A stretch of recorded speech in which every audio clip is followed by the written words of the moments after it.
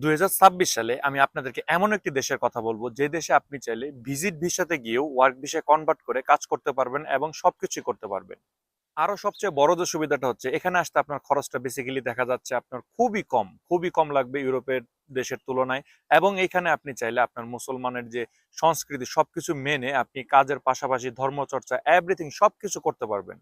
Hello guys, আসসালামু আলাইকুম। কি অবস্থা সবার? সবাই কেমন আছেন? আশা করি ভালো আছেন। আলহামদুলিল্লাহ আমিও ভালো আছি। বরাবর মতো আপনাদের অত্যন্ত রিকোয়েস্টের একটা ভিডিও, সবাই আমাকে বলতেছেন তুর্কি নিয়ে আপডেট দেওয়ার জন্য। আজকে বেসিক্যালি আমি এখানে আলোচনা করার চেষ্টা করব যে এখানে আপনি কেন আসবেন, এখানে কি কি সুযোগ সুবিধাগুলো রয়েছে এবং এখানে আপনি ভিজিট ভিসা এসেও কাজ করতে পারবেন। উপরন্তু আপনার যে টাকার পরিমাণটা সেটা খুবই কম লাগবে। প্রসেসিং সময়টা কেমন লাগতে পারে এবং কি কি কাজের অপরচুনিটিস রয়েছে এবং আপনি কিভাবে বুঝবেন যে এজেন্সি আপনাকে প্রতারণামূলক কোনো ভিসা দিচ্ছে নাকি আপনাকে অরিজিনাল ভাবে ভিসা দিচ্ছে। আই মিন আপনাকে ওয়ার্ক পারমিট দিচ্ছে নাকি আপনাকে ভিজিট ভিসা দিচ্ছে। আবার অনেকেও আপনারা চাইলে ভিজিট ভিসা তো এখানে এসে ওয়ার্ক ভিসায় কনভার্ট করতে পারবেন। সো আজকের ভিডিও অত্যন্ত গুরুত্বপূর্ণ হতে যাচ্ছে যারা 2026 সালে আপনারা এমন একটা দেশ খুঁজতেছেন যে ইউরোপের ফিলটাও পাবেন, মুসলিম যে সংস্কৃতি কালচার সবকিছু মেনটেন করে ইন ফিউচারে আপনারা চাইলে এইখান থেকে খুব ইজিলি আপনারা ইউরোপে মুভ করতে পারবেন। সো আশা করি নাটানি ভিডিও সম্পূর্ণ দেখবেন। তার আগে ছোট্ট একটা রিকোয়েস্ট, আপনি যদি আমাদের চ্যানেল নতুন হয়ে থাকেন তাহলে অবশ্যই চ্যানেলটি সাবস্ক্রাইব করে দিবেন এবং পাশে আসা বেল আইকনটি টিপে দিবেন। আর যদি সাবস্ক্রাইব করে থাকেন, thanks a lot. So let's get start the video. তো চলুন ফার্স্ট অফ অল কথা বলা যাক তুর্কি সম্পর্কে। আপনারা মোটামুটি সবাই জানেন, তারপর আমি ছোট একটা পরিচিতি দিচ্ছি। সেটা হচ্ছে এটা একটা ট্যুরিস্ট বেসড একটা কান্ট্রি। এখানে বিভিন্ন কাজের অপরচুনিটিস রয়েছে, বিভিন্ন। এখানে আপনি চাইলে স্টুডেন্ট ভিসা আসতে পারেন, আপনি চাইলে ভিজিট ভিসা আসতে পারেন, আপনি চাইলে ওয়ার্ক ভিসা আসতে পারেন। বাংলাদেশের একদল লোক বলে তুর্কিতে নাকি বাংলাদেশিদের কোনো ওয়ার্ক ভিসা হয় না। আমি তাদের উদ্দেশ্যে বলবো যে ভাই, হাতের 5 আঙ্গুল সমান না। ওয়ার্ক ভিসা হচ্ছে, তবে সেটা খুবই কম যারা স্বনামধন্য রেপুটেড এজেন্সি তাদের মাধ্যমে। তবে আপনারা মিডল ইস্ট থেকে চাইলে মিডল ইস্টের যে সকল দেশে আপনারা রয়েছেন সেইখান থেকে খুব ইজিলি আপনারা ট্যুরিস্ট ভিসা নিয়ে অথবা ওয়ার্ক ভিসা নিয়ে আপনারা এখানে সরাসরি মুভ করতে পারেন। তার কারণ এখানে আপনার যে স্যালারিটা এবং কাজের যে অপরচুনিটিস সবকিছুই আপনি ভালো পাবেন মিডল ইস্টের তুলনায়, এবং খরচের যে পরিমাণটা সেটা খুবই কম হবে। ফর এক্সাম্পল আমি যদি উদাহরণস্বরূপ বলি যে আপনি যদি কোনো সৌদি আরবে থেকে থাকেন এবং আপনার কাছে যদি রেসিডেন্সি কার্ড থাকে, আই মিন আপনার যে আকামাটা থাকে সেটা যদি আপনার 6 মাসের মেয়াদ থাকে, তাহলে আপনি মোটামুটি 600 থেকে শুরু করে 800 রিয়ালের ভিতরে আপনি এখানে আসতে পারবেন। এটা একটা ভালো অপরচুনিটিস। ভিজিট ভিসা এখানে আসে আপনি চাইলে ওয়ার্ক ভিসা কনভার্ট করতে পারবেন। সো আমি তাদের উদ্দেশ্যে বলবো যে বাংলাদেশিদেরকে ভিসা দিচ্ছে, ওয়ার্ক ভিসা দিচ্ছে, এভরিথিং সবকিছুই দিচ্ছে। তবে বাংলাদেশ থেকে আবেদন করলে সেটা খুবই কম, খুব রেপুটেটেড এজেন্সি না হলে ভিসা হয় না বললে চলে। বাট মিডল ইস্ট থেকে ভিসা রেশিও বলেন, কাজের অপরচুনিটিস বলেন, স্যালারি বলেন, সবকিছু আপনারা মিডল ইস্ট থেকে ভালো পাবেন। সো সেই ধারাবাহিকতা আমি আপনাদেরকে বলবো যে মিডল ইস্টের যদি কোনো ভাইরা আপনারা চিন্তা ভাবনা করে থাকেন যে আপনারা সেন্ট্রাল ইউরোপে কখনো মুভ হবেন, যদিও বিষয়টা আমার বলা ঠিক হচ্ছে না, তারপরে আমি বলে দিচ্ছি যে আপনারা সেন্ট্রাল ইউরোপে মুভ হবেন। আপনারা অনেকে চিন্তা ভাবনা করেন যে আপনারা সার্বিয়া এবং নন সেনজেনভুক্ত যে দেশগুলো রয়েছে, আবার অনেকে দেখা যাচ্ছে বিভিন্ন জন আপনার আর্মেনিয়া, জর্জিয়া এই সকল দেশে গিয়ে বসে রয়েছেন যে আপনারা এখান থেকে সেন্ট্রাল ইউরোপে মুভ হবেন। আমি তাদের উদ্দেশ্যে বলবো যে আর্মেনিয়া, জর্জিয়া, তারপর অন্যান্য যে নন সেনজেন দেশগুলো রয়েছে আপনার খুব দূরের যে কান্ট্রিগুলো, ফর এক্সাম্পল আপনার মন্টেনিগ্রো বা আলবেনিয়া বা নর্থ মেসিডোনিয়া, এই সকল দেশ থেকে আপনি চাইলে তুর্কি থেকে খুব ইজিলি ইউরোপে প্রবেশ করতে পারবেন। তবে এখন বর্তমানে সেই জিনিসটা খুব কড়াকড়ি হচ্ছে, তার কারণ তুর্কির যে আপনার গভর্নমেন্ট রয়েছে সে মানে এটার প্রতি খুব ফোকাস দিছে। তার মানে এই না যে আপনারা এখানে আসতে পারবেন না। গেম মানে রিস্ক ভাই। আপনারা ইউরোপে যাবেন, আপনাদের উদ্দেশ্য ইউরোপ। আপনি ঘর থেকে বের না হলে কোনো কিছুই হবে না। আপনি বাংলাদেশ থেকে যদি চান, আপনি চেষ্টা করলে, ভালো একটা মাধ্যম দিয়ে আবেদন করলে মোটামুটি 4 থেকে 5 লাখ টাকা আপনি তুর্কিতে আসতে পারবেন। দেন এখান থেকে আপনি চাইলে বিভিন্ন ওয়ে রয়েছে, আপনারা সেই ওয়েগুলোকে ব্যবহার করে আপনারা গ্রিসে আসতে পারবেন। গ্রিসে যে সকল প্রবাসী বাংলাদেশি ভাইরা রয়েছে তাদের আমি বলবো যে 80% তারা আপনার এই তুরস্ক থেকে বা তুর্কি থেকে গ্রিসে আসছে। বিষয়গুলো আগে জানার চেষ্টা করবেন। তবে এই জিনিসটা ডে বাই ডে কঠিন হয়ে যাচ্ছে। আপনার গ্রিসের যে মানে ইমিগ্রেশন লটা রয়েছে সেটা চেঞ্জ করছে। সো এই সব কিছু জেনে বুঝে তারপর আপনারা আগানোর চেষ্টা করবেন। তবে আমি আপনাদেরকে রিকমেন্ড করবো যে আপনারা এখানে আসেন, এখানে ভালোভাবে থাকতে পারলে আপনি লাইভ লিড করতে পারবেন ভালো। মুসলিম যে সংস্কৃতি, কৃষ্টি, কালচার সবকিছুই ভালো পাবেন এবং ইউরোপের যে একটা ফিল, অনাবিল আনন্দ সেটাও আপনি পাবেন। সিকিউরিটির দিক থেকে বলেন সেটাও খুব সিকিউর পাবেন এবং এখানে খুব কম টাকায় আপনি লাইভ লিড করতে পারবেন একদম উন্নত ইউরোপের যে অন্যান্য কান্ট্রিগুলো রয়েছে সেরকম ভাবে। সেই ধারাবাহিকতা আপনারা এখানে আসেন, আসার পরে আপনারা এইখানেই থাকার চেষ্টা করেন। নির্দিষ্ট সময় পার হওয়ার পরে আপনারা এখানে চাইলে নাগরিকত্ব পাবেন। সো আমি বলবো যে যারা বাংলাদেশে বসে বিভিন্ন জন নন সেনজেনভুক্ত দেশের পিছনে ঘুরতেছেন বা সেনজেনভুক্ত দেশের পিছনে ঘুরতেছেন, 2 বছর 3 বছর অতিবাহিত হয়ে গেছে, আপনাদের কোনো ফলপ্রসূ হচ্ছে না, আমি তাদের উদ্দেশ্যে বলবো যে ভালো একটা মাধ্যম পেলে তুর্কির কথা ভাবতে পারেন। সেটা হোক ওয়ার্ক ভিসা, সেটা হোক আপনার ভিজিট ভিসা। আশা করি বিষয়টা ক্লিয়ার।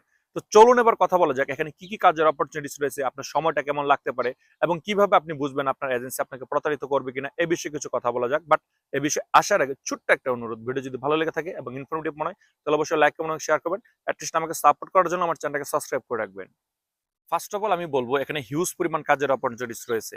আপনারা চাইলে কৃষি কাজ, আপনারা চাইলে এগ্রিকালচারের যে কাজগুলো রয়েছে সেগুলা।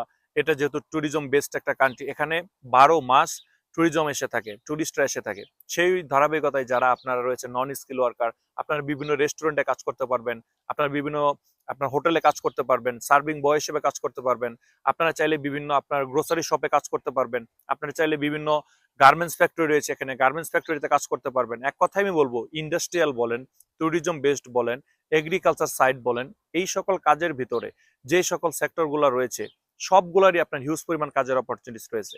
সেই ধারাবাহিকতা আপনার চাইলে এই কাজগুলো শিখে বা আপনার যারা নন স্কিল ওয়ার্কার আছেন তারাও এখানে আসতে পারেন। তো চলুন এবার কথা বলা যাক যে আপনার স্যালারিটা কেমন হতে পারে। দেখেন, তুর্কির যে গভর্নমেন্ট তাদের আপনার গ্রোথ স্যালারি হচ্ছে আপনার 22,000 লিরা সামথিং। বাট আপনি ওভারঅল সবকিছু মিলিয়ে আপনি মোটামুটি 26 থেকে 30,000 এই দেশের যে মুদ্রা সেটাকে লিরা বলা হয়, সেই লিরা পর্যন্ত আপনি ইনকাম করতে পারবেন। এটাকে যদি বাংলা টাকায় কনভার্ট করেন আপনার অনায়াসে দেখা যাচ্ছে আপনার 60 থেকে 70 হাজার টাকা আপনি পাবেন এবং এর থেকেও বেশি হবে। অনেকে আমাকে বলেন যে ভাই এত টাকা স্যালারি হয় না, 40 থেকে 50 হাজার টাকা স্যালারি হয়। আপনি এখানে আসছেন অবৈধভাবে, আপনি অবৈধভাবে কাজ করতেছেন। যারা দেখা যাচ্ছে আর্মেনিয়া, জর্জিয়া বা মিডল ইস্টের বিভিন্ন দেশ থেকে আপনার দেখা যাচ্ছে গেম দিয়ে বাই রুডে ইরান হয়ে বিভিন্নভাবে এখানে এসে আপনারা ইউরোপ যাওয়ার জন্য আসছেন, বাট এখানে এসে আটকে রয়েছেন। তাদের উদ্দেশ্যে আমি বলবো যে তারা আপনারা কত টাকা ইনকাম করতে পারবেন। আপনি বৈধ পথে এখানে এসে ওয়ার্ক ভিসা নিয়ে আপনি এখানে আসেন নাই, আপনার স্যালারিটা বেসিক্যালি ডিপেন্ড করবে হচ্ছে আপনার যে জব কন্ট্রাক্ট লেটার রয়েছে সেইখানে। সেইখানে আপনার সবকিছু ডিপেন্ড করবে। আপনি যদি এখানে অবৈধভাবে কাজ করেন, এটা শুধুমাত্র যে আপনার তুর্কিতে তা না, আপনি সেন্ট্রাল ইউরোপের দিকে তাকান। ইতালিতে যদি একটা বৈধ লোক কাজ করে তার স্যালারিটা আপনার 1200, 1500 বা এর থেকে আরো বেশি হয়ে যায়, 2000 ইউরো পর্যন্ত হয়ে যায়। বাট একটা অবৈধ লোকের স্যালারি আপনার 700, 800, এর বেশি হয় না। সো অবৈধভাবে যারা এখানে রয়েছে তাদের স্যালারিটা কম হবে, আপনার স্যালারিটা ভালো হবে। আর সবচেয়ে বড় কথা হচ্ছে আপনি যদি ওয়ার্ক ভিশন এখানে আসেন তাহলে আপনার যে থাকা খাওয়া এভরিথিং সবকিছু কোম্পানি বেয়ার করবে। আপনি খুব কম টাকা এখানে লাইভ লিড করতে পারবেন। আপনি যদি 50 থেকে 60 হাজার বা 70 হাজার টাকা এখানে ইনকাম করেন, পুরোটাই আপনার সেভ হবে। তাহলে ভাই আপনি এই সুযোগটাকে কেন কাজে লাগাবেন না? এবং ইন ফিউচারে আপনি যদি এখানে day by day I mean এদের যে নির্দিষ্ট ইমিগ্রেশন রুলস গুলো রয়েছে সেটা যদি আপনি মানেন, তাহলে আপনি এখানে নাগরিকত্ব নিতে পারবেন এবং এদেশের পাসপোর্ট মোটামুটি খুবই স্ট্রং। আপনারা চাইলে পরে সেন্ট্রাল ইউরোপে মুভ হতে পারবেন বৈধভাবে।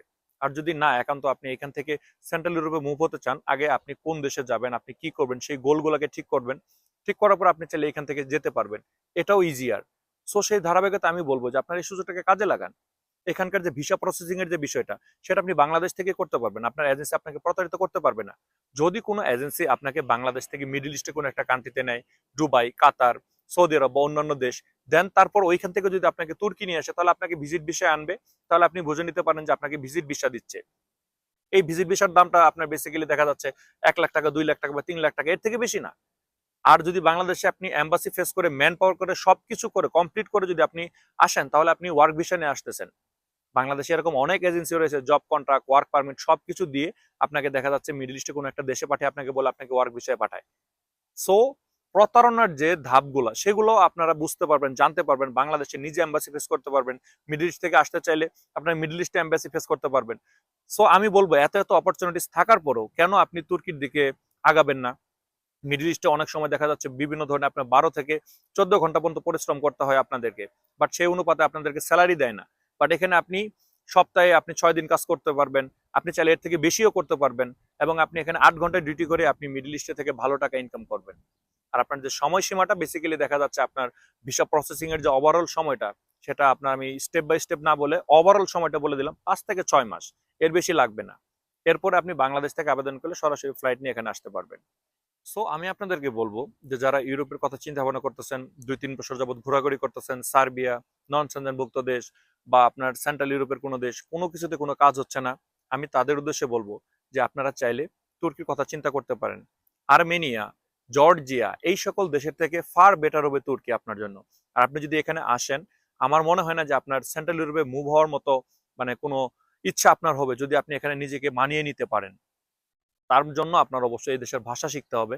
আর সেই তুলনায় আমি বলবো যে আপনারা যদি এখানে আসেন, আমি যে একটা বাস্তবিকতা কথা আপনাদেরকে বলতেছি, সেটা হচ্ছে আপনার সেন্ট্রাল ইউরোপের যে অন্যান্য স্বনামধন্য দেশগুলো রয়েছে, ফর এক্সাম্পল আপনার ফ্রান্স, ইটালি, পর্তুগাল, স্পেন, এদের থেকে অর্থনৈতিক দিক দিয়ে বলেন, সব দিক দিয়ে আপনার একদম বাচ্চা হচ্ছে এই সকল দেশগুলো তুর্কির কাছে। তাহলে আমি মানে কিভাবে আপনাদেরকে আর বুঝাবো যে আপনারা আগে ভিজিট ভিসায় আসেন, ভিজিট ভিসায় এসে আপনারা দেখে যান এখানে আপনারা নিজেদেরকে সেটেল করতে পারবেন কিনা, দেন আপনি চাইলে ওয়ার্ক ভিসার জন্য আবেদন করতে পারেন।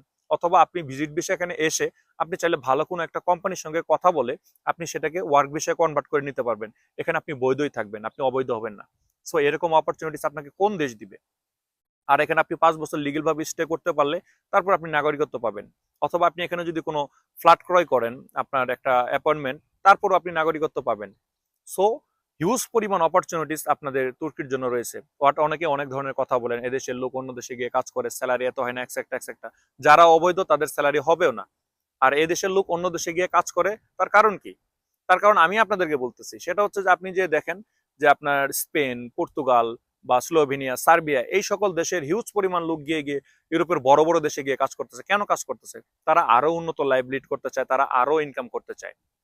আপনি যদি এই সকল দেশে কাজ করেন, আপনার স্যালারিটা ভালো হবে, আপনাদের লাইভলিটা আরো বেশি হবে।